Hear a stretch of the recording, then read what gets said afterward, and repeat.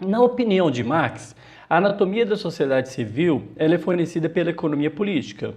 E por isso, como eu já disse na aula anterior, né, ele vai acertar contas com os economistas clássicos, entre eles Adam Smith e David Ricardo. Né?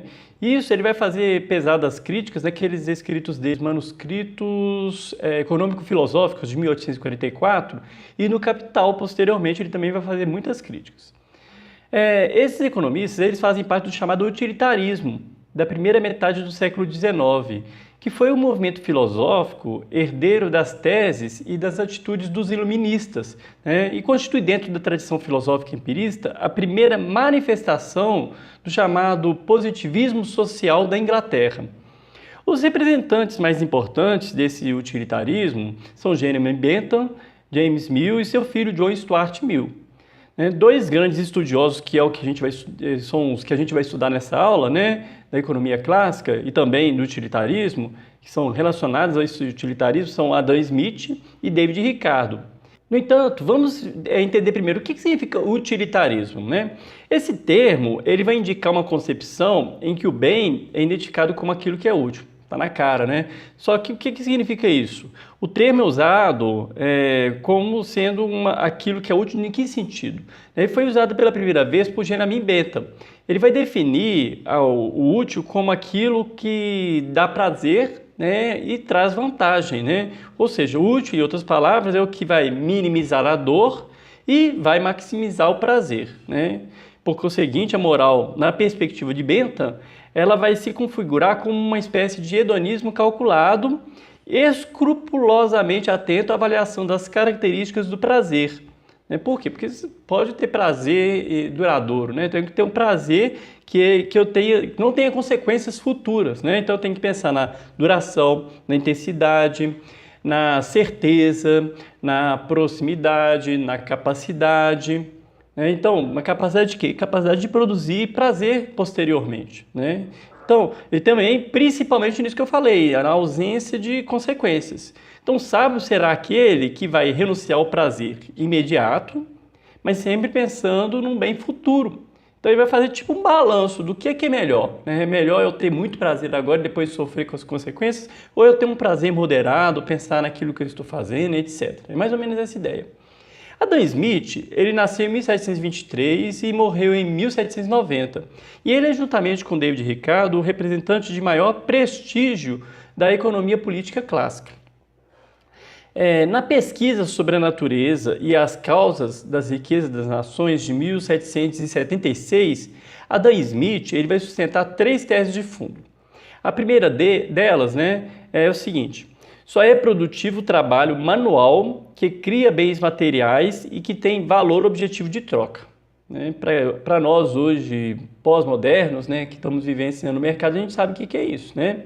A segunda tese é a seguinte: os cientistas, os políticos, os governantes, professores, em suma, todos os produtores de bens imateriais, né, eles contribuem apenas indiretamente para a formação da riqueza nacional. Razão porque a riqueza de uma nação será tanto maior quanto menor for o fundo dos ociosos. Olha para vocês verem como é que é a questão, né? Ou seja, essas pessoas que produzem bens imateriais, elas não produzem de forma direta, né?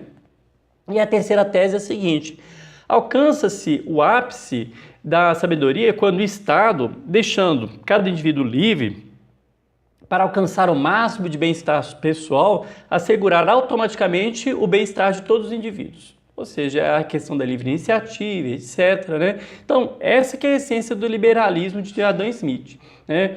O estudo da vantagem pessoal vai fazer o quê? Vai levar cada indivíduo a preferir uma ocupação mais vantajosa também para a coletividade. Hoje a gente fala muito nisso em meritocracia, né? Eu já falei em aulas anteriores, né? A intenção dele não é de contribuir, ou melhor, a intenção do indivíduo não é de contribuir para o interesse geral das pessoas, mas ele só está olhando para o próprio umbigo, para a sua vantagem. Mas nesse caso, como em muitos outros, ele acaba sendo conduzido pelo que ele chama de mão invisível do mercado, né? Para uma realização de um objetivo que é estranho às suas intenções. Ele está buscando ter interesses egoístas, mas acaba contribuindo para a coletividade. Essa que é a ideia dele. Então, com efeito, quando há possibilidade de lucro, os empreendedores se apressam em tirar vantagem disso, produzindo os bens requisitados pelo mercado. De início, só uns poucos ganharão, não é isso? Mas aí na hora que um começa a ver que o outro está ganhando, começa a correr atrás, se apressando para produzir os mesmos bens, aumentando a oferta, os preços igualam os custos e assim por diante. Essa que é a ideia dele, a mão invisível do mercado controla tudo. Infelizmente não é tão simples assim, a gente viu o que aconteceu ultimamente, por exemplo, com o petróleo no Brasil, né? David Ricardo nasceu em 1772 e morreu em 1823 e é autor da obra Princípios de Economia Política e de Taxação. Ela é uma obra de 1817.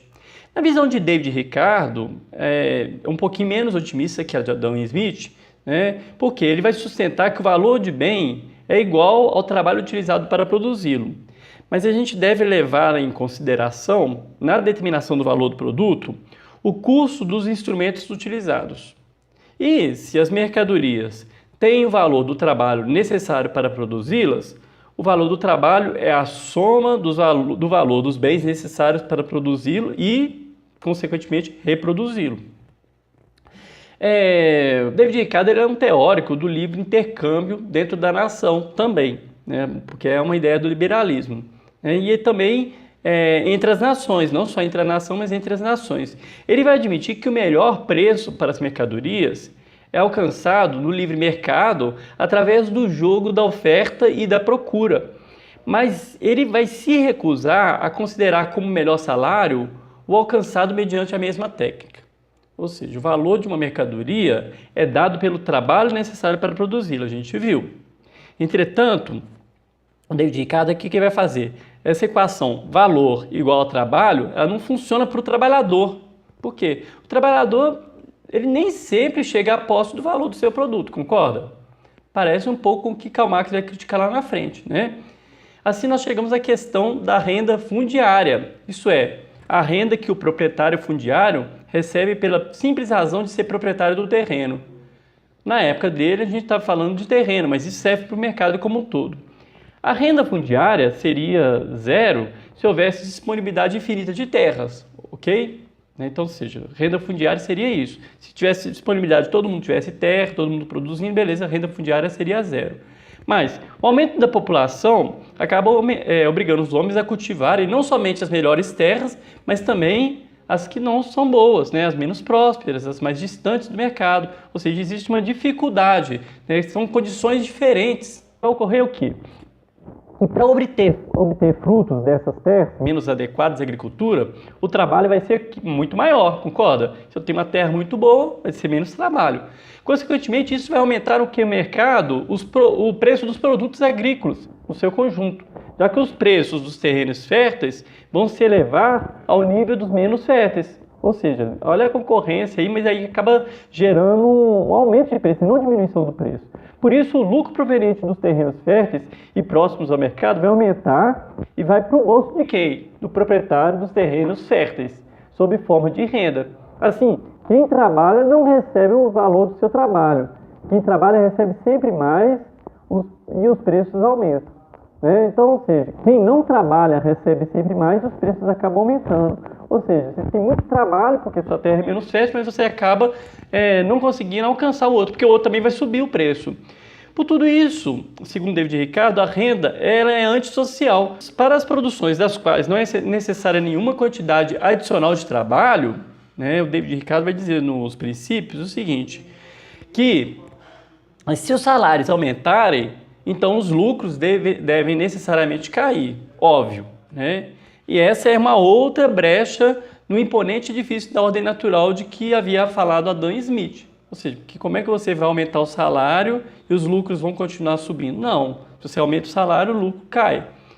A crítica atual vai olhar com muito respeito para esses dois autores, né? Porque eles não são alguém que saiu falando besteira, não sabem de nada, não. São pessoas que tinham conhecimento, analisavam a sociedade de sua época e tinham um posicionamento, né? Não é igual hoje o pessoal de Facebook, né, que sai falando o que bem entende e não busca compreender a sociedade, né?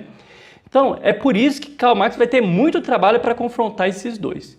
que vai ser o assunto da nossa próxima aula. Então eu espero que tenha sido claro. Qualquer dúvida, crítica ou sugestão podem deixar nos comentários, que vai ser um prazer ajudá-los a compreender um pouquinho mais desses economistas clássicos que vão ser objetos da nossa próxima aula na Crítica de Marx.